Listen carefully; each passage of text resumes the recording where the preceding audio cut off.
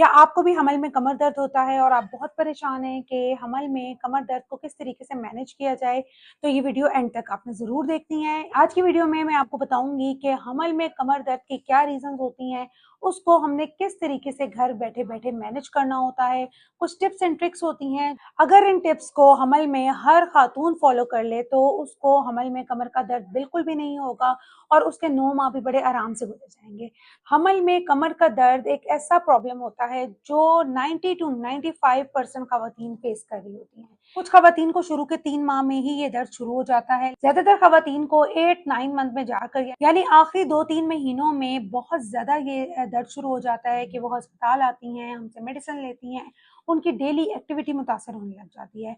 जिन खवातीन को कमर दर्द शुरू के 3 माह से ही शुरू होता है, उनकी सबसे जो बड़ी वजह होती है वो ये होती है कि प्रेगनेंसी से पहले उनकी डाइट, उनका लाइफस्टाइल ऐसा होता है या उन्होंने कोई सप्लीमेंट्स नहीं लिए होते हैं, उनमें न्यूट्रिशनल डेफिशिएंसीज होती हैं, जिसकी वजह से जब प्रेगनेंसी स्टार्ट होती है तो उनको कमर का दर्द शुरू से ही स्टार्ट हो जाता है। सबसे इम्पॉर्टेंट रीज़न जो होती है वो न्यूट्रिशनल डेफिशिएंसीज होती हैं। कैल्शियम, विटामिन डी डेफिशिएंसी, ये 2 ऐसी डेफिशिएंसीज हैं जिसकी वजह से आपका जैसे ही प्रेगनेंसी स्टार्ट होगी आपको कमर दर्द शुरू हो जाएगा। तो आपने प्रेगनेंसी से पहले ही कोशिश करें कि अपनी डाइट ऐसी रखें कि आपकी कैल्शियम और विटामिन डी डेफिशिएंसी पूरी हो, ताकि आपको प्रेगनेंसी में ये चीज़ें फेस ना करनी पड़े। दूसरी जो बहुत अहम वजह है वो है हार्मोनल चेंजेस। प्रेगनेंसी में कुछ हार्मोनल चेंजेस होते हैं, कुछ हार्मोन्स रिलीज हो रहे होते हैं। उसमें एक हार्मोन होता है रिलैक्सिन, जिसके रिलीज होने के बाद आपके बैक के लिगामेंट्स, आपके मसल्स, आपकी जो बोन्स होती हैं वो प्रिपेयर हो रही होती हैं डिलीवरी के लिए।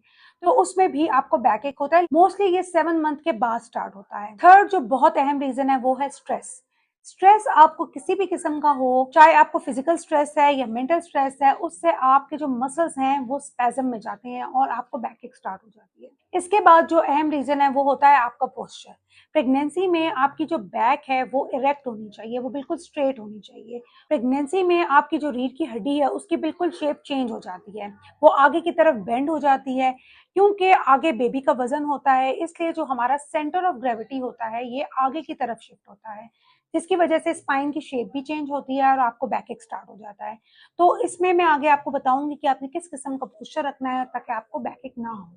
एक और जो बहुत बड़ी रीजन है वो है वेट गेन। अगर आपका हमल में वेट गेन हुआ है या आपका हमल से पहले ही वजन ज्यादा था तो उसमें भी चांस होता है कि आपको बैकएक स्टार्ट से ही शुरू हो जाए। अब हम बात करते हैं कि हम ऐसे कौन से प्रिवेंटिव मेजर्स करें, ऐसे कौन से काम करें कि हमें बैकएक ना हो, कमर दर्द ना हो। तो उसमें सबसे इंपॉर्टेंट चीज जो होती है वो होती है आपका पोस्चर। पोस्चर में आपने ये चीज गौर से सुननी है कि आपने, चाहे आप बैठे चाहे आप खड़े हों, आपकी स्पाइन बिल्कुल इरेक्ट होनी चाहिए। अगर आप अपने शोल्डर्स को झुकाएंगे तो भी आपको बैकएक स्टार्ट हो जाएगा। तो कोशिश करें कि अपनी स्पाइन को इरेक्ट रखें, बिल्कुल आगे की तरफ झुक के ना खड़े हों, ना ही बिल्कुल पीछे की तरफ कमर को रखें कि आपको कमर में दर्द शुरू हो जाए। बैठते वक्त भी आपने ये चीजें फॉलो करनी है। अगर आप बैठ रहे हैं तो कोशिश करें पीछे कोई पिलो रख लें या कोई बैक रेस्ट रख लें ताकि आपको पेन ना हो। जब आपने खड़े होना है तो आपने ये चीज ज़हन में रखनी है कि एक टांग पे आपने वजन ज्यादा नहीं डालना है, दोनों पाँव पर इक्वली वजन अपना डालना है ताकि आपको बैक एक ना हो, आपकी रीढ़ की हड्डी पे ज्यादा वजन ना आए। वो खवातीन जो घर में काम कर रही होती हैं, किचन में काम करती हैं, बर्तन धोते वक़्त, खाना पकाते वक़्त, उनको चाहिए कि वो कोई स्टेप रख लें। एक पाँव उस स्टेप पे रखें और एक पाँव जो है वो आपने ज़मीन पे रखना है और थोड़ी-थोड़ी देर बाद आपने उस पाँव को चेंज करते रहना है। जहाँ भी आपको कमर दर्द नहीं होगा। अच्छा, जो खवातीन जॉब करती हैं उनके लिए प्रॉब्लम होती है। अगर आपकी बैठने वाली ज़्यादा जॉब है तो कोशिश करें पिलो रख लें या बैक रेस्ट यूज़ कर लें और लेग्स को आपने क्रॉस करके नहीं बैठना। उस पे भी बच्चे का सारा वज़न स्पाइन पे जाता है और आपको कमर दर्द शुरू होता है। वर्किंग लेडीज़ के लिए मैं ये भी आपको बताऊँगी कि आपने अपना जो फुटवियर है वो बहुत ही सोच समझ के रखना है। कंफर्टेबल फुटवियर रखें और हील्स के अवॉइड करें। अच्छा, जब आप लेटती हैं तो कोशिश करें किसी करवट पे लेटें, बिल्कुल स्ट्रेट आपने नहीं लेटना। बेस्ट जो करवट होती है वो लेफ्ट साइड पर होती है, आप राइट साइड पे भी चेंज कर सकते हैं, लेकिन आपने स्ट्रेट नहीं लेटना। लेफ्ट साइड पे करवट लेने से एक तो आपको कमर में भी दर्द नहीं होता और लेफ्ट साइड पे करवट लेने का एक और भी फायदा होता है कि बच्चे को जो ब्लड सप्लाई जा रही होती है वो भी इम्प्रूव होता है। और जब आपने उठना होता है तो आपने एकदम से झटके से नहीं उठना, पहले आपने करवट लेनी है, फिर अपनी लेग्स को बेड से नीचे उतारना है और किसी सपोर्ट के साथ आपने बैठना है और फिर आप आराम से खड़े हो जाएं। एकदम से अगर झटका लेकर आप बैठेंगे या एकदम से झटका लेकर आप टांगों को नीचे करेंगे तो उससे भी आपको पेन होगा। अगर आपने कोई चीज नीचे से उठानी है तो आपने कमर को झुका के नहीं उठानी, अपनी लेग्स को बेंड करके नीचे से उठाना है। ये तो था पोस्चर जो आपने थ्रू आउट प्रेगनेंसी मेंटेन रखना होता है। अब हम बात करते हैं डाइट के। डाइट में आपने हेल्दी डाइट लेनी है।